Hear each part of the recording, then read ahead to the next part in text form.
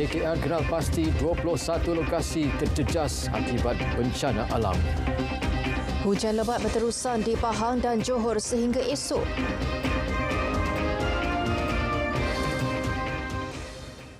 Assalamualaikum dan salam Malaysia Madani. Daerah Kota Tinggi kekal menjadi daerah paling terjejas di Johor dengan 18 pusat pemilihan sementara PPS dibuka melibatkan 759 penduduk terjejas. Laporan lanjut kita bersama wartawan Erwin Zaid. Silakan Erwin.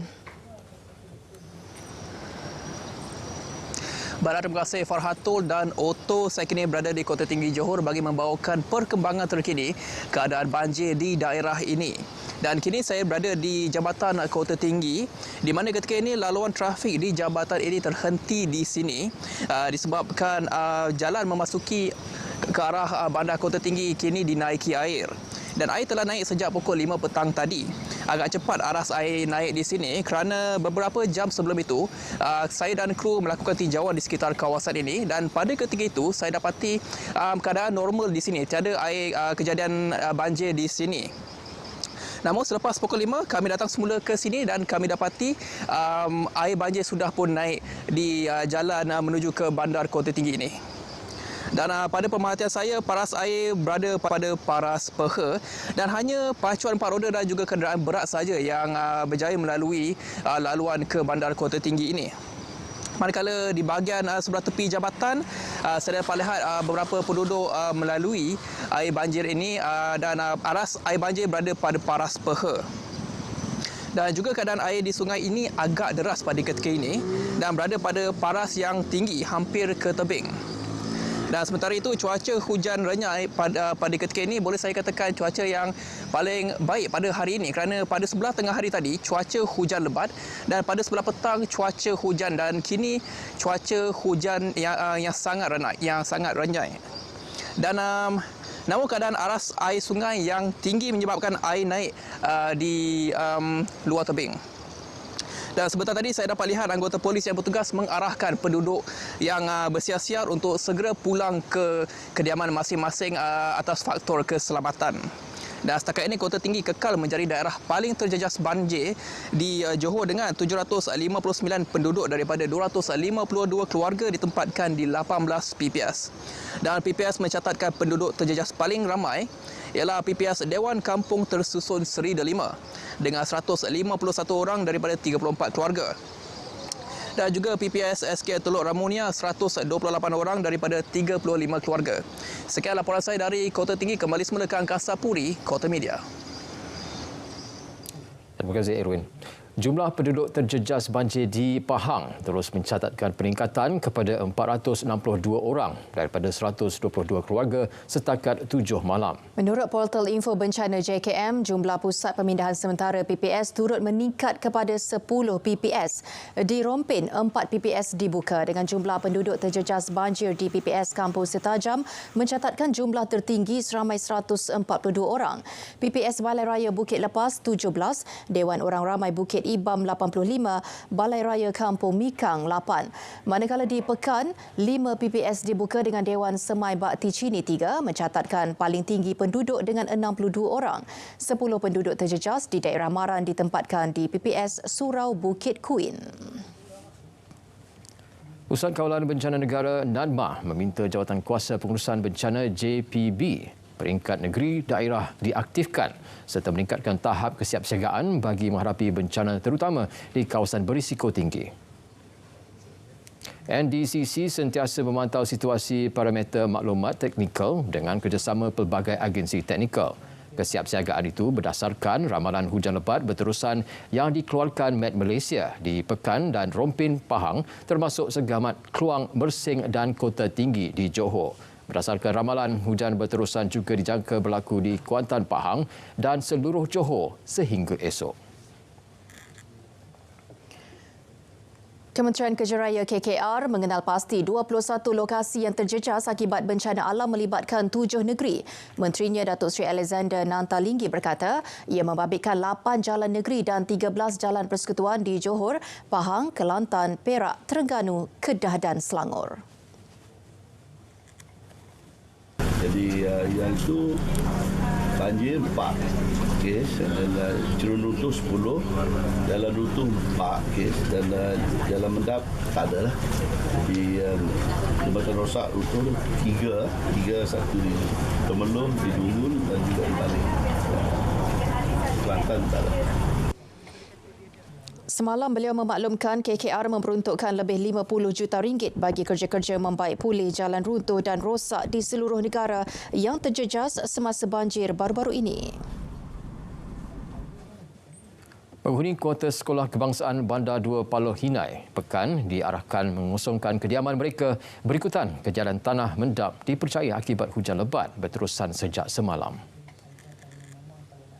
Ketua Polis Daerah Pekan Superintendent Muhammad Zaidi Mat Zain berkata kejadian mendap yang berlaku berkira-kira 9 pagi itu dimaklumkan oleh pihak sekolah. Sebaik sahaja laporan diterima, penghuni diarahkan mengosongkan bangunan itu bagi langkah keselamatan. Kesemua penghuni telah dipindahkan sementara ke asrama sekolah berkenaan. Dalam pada itu, pihak Jabatan Kerja Raya JKR memaklumkan penyiasatan tanah dan tapak melalui bahagian struktur tanah dan cerun akan dilakukan secara terperinci bagi tujuan pembaikan. Kawasan tersebut kini dipantau dari semasa ke semasa selain memberi amaran orang awam untuk tidak mendekati lokasi berkenaan.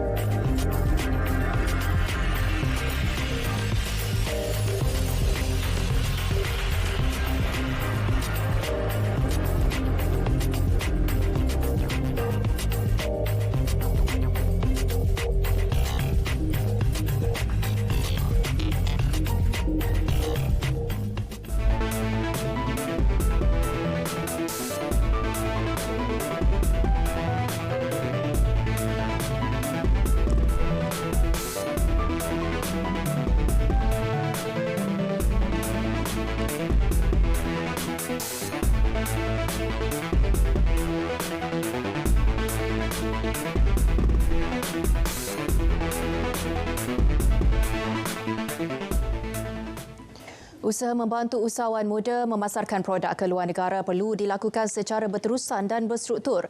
Ke arah itu, kerajaan sedia membantu kumpulan tersebut yang mempunyai kekangan termasuk keuangan mahupun rangkaian. Timbalan Perdana Menteri Datuk Seri Dr. Ahmad Zahid Hamidi berkata bimbingan juga boleh diperolehi menerusi Majlis Amanah Rakyat MARA.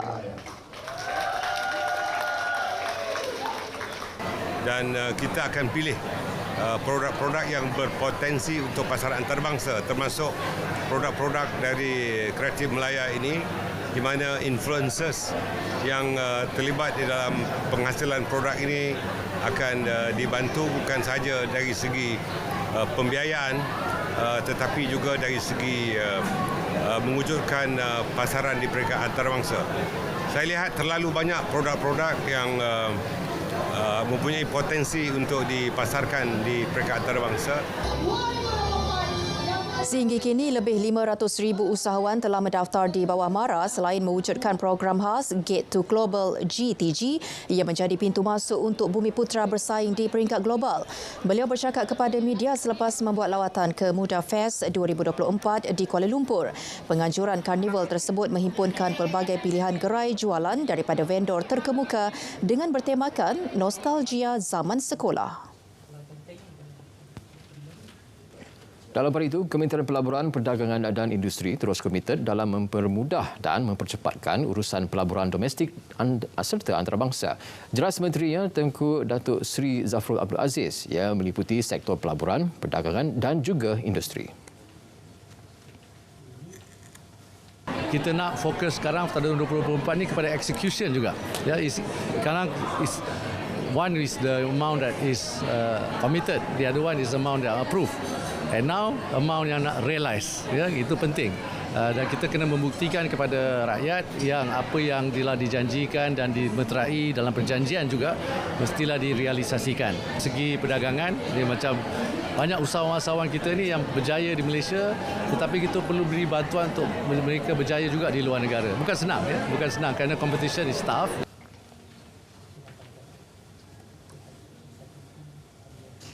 Sebanyak RM225 juta diperuntukkan bagi program pengedaraan barang perlu, tong gas petroleum cecair LPG dan community drumming post to post sepanjang tahun ini. Menteri Perdagangan Dalam Negeri dan Kos Sara Hidup KPDN, Dato' Armizan Muhammad Ali berkata, peruntukan itu melibatkan pelaksanaan di 6 negeri iaitu Sabah, Sarawak, Kelantan, Terengganu, Pahang dan Kedah. Melalui community drumming atau program penyeragaman harga, kerajaan menanggung kos penghantaran barangan keperluan ke kawasan pedalaman bagi memastikan rakyat dapat membeli barangan pada harga berpatutan seperti mana di bandar. Objektif terasnya ada dua. Pertama yang saya sebutkan tadi, untuk kita memastikan masyarakat di kawasan pedalaman juga mempunyai akses kepada barang perlu dan barang kawalan dalam harga yang sama. Yang kedua adalah dari segi kestabilan bekalan. 7 jenis barangan terbabit ialah beras putih, gula putih, bertapis kasar, tepung gandum, minyak masak, tong gas memasak, petrol RON 95 dan diesel. Tambahnya, KPDN dalam proses menambah baik pelaksanaan program membabitkan 3 aspek iaitu tata cara perolehan, mekanisme kawalan dan pematuhan serta penyasaran komuniti penerima. Beliau ditemui media selepas melakukan tinjauan program pengedaran barang perlu, LPG dan community drumming di sekitar Tenom. Dalam pada itu, Dato' Armizan memaklumkan bahagian penguatkuasaan KPDN membuka 88 kertas siasatan berkaitan aduan penipuan pakej umrah baru-baru ini. Aduan itu melibatkan kesalahan syarikat umrah tidak mematuhi keputusan Tribunal Tuntutan Pengguna Malaysia. Penguatkuasa kita bekerja hujung tahun sehingga awal tahun ini, immediately kita melaksanakan siasatan yang telus, yang terperinci dan saya boleh maklumkan bahawa pada hari Selasa ini ada satu syarikat yang berpengkalan di Putrajaya telah pun diberikan notis untuk proses pendakwaan di mahkamah. Saksikan siaran langsung istiadat Perparisan Menjunjung Kasih Seri Paduka Baginda Yang di-Pertuan Agong ke-16 pada 8 Januari 2024 Isnin bermula pukul 8 pagi langsung dari dataran Panglima Tentera Darat Kem Perdana Sungai Besi, Kuala Lumpur di TV1, saluran berita dan RTM Klik. Projek lingkaran tengah utama LTU mampu disiapkan mengikut tempoh masa yang ditetapkan pada 2027 apabila projek tersebut berjalan lancar. Menteri Kejaraya Datuk Seri Alexander Nantalinggi berkata kini projek terbabit sudah mencapai 58%.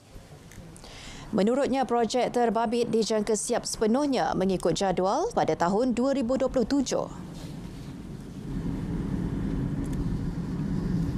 Hampir ikut jadual lah. Dia daripada 60 kita pencapaian sekarang ada 58 keseluruhan LTU. Jadi dijangkakan siap pada tahun 2027 lah ya. Jadi tidak ada masalah besar, ada beberapa pakej yang memang ada masalah. Di pengambilan tanah itu saya difahamkan walaupun ada beberapa lot belum selesai, tetapi kita jangka seluruhnya nanti kita boleh siapkan di dalam tahun 2027 keseluruhan.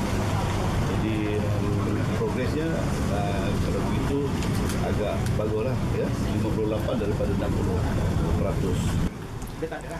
Beliau berkata demikian kepada pemberita selepas mengadakan lawatan di Jalan Persekutuan FT008 Seksyen 258.00 Projek Lingkaran Tengah Utama LTU di Rancangan Kemajuan Tanah RKT Kesedar Paloh di Gua Musang, Kelantan. MIDF Research kekal positif terhadap sektor hartanah dengan asas bertambah baik dan kediaman tidak terjual yang lebih rendah. Firma penyelidikan ini berkata kadar dasar semalaman OPR yang dijangka kekal dan tidak berubah turut menyokong permintaan terhadap hartanah. Kelonggaran syarat bagi program Malaysia Rumah Keduaku MM2H dilihat positif memandangkan langkah ini akan mendorong permohonan dan permintaan terhadap hartanah. Kajian semula terkini terhadap MM2H antara lain adalah syarat umur minimum yang diturunkan kepada 30 tahun berbanding 35 tahun. Ini sekaligus meluaskan akses serta dan prasyarat kewangan yang dilonggarkan. Permintaan hartanah dilihat kekal kukuh pada 2024 dengan minat belian disokong oleh prospek hartanah yang semakin baik. Bank Islam Malaysia berhad memperluaskan tawaran terbarunya, akaun pelaburan Mampan Ihsan ISIA. Ia menawarkan pulangan pelaburan dan memberi impak sosial serta alam sekitar yang positif melalui keuangan sosial. ISIA direka untuk pelanggan yang mencari pelaburan stabil jangka pendek dalam ketidaktentuan yang sering dikaitkan dengan pelaburan ekuiti dan pendapatan tetap. Selaras dengan tuntutan syariah, tawaran berkenaan juga mencerminkan komitmen syarikat mendahulukan kemakmuran untuk semua, selain memberi peluang kepada pelabur untuk bersama-sama membentuk ekonomi positif kepada alam dengan meneroka potensi keuangan Islam.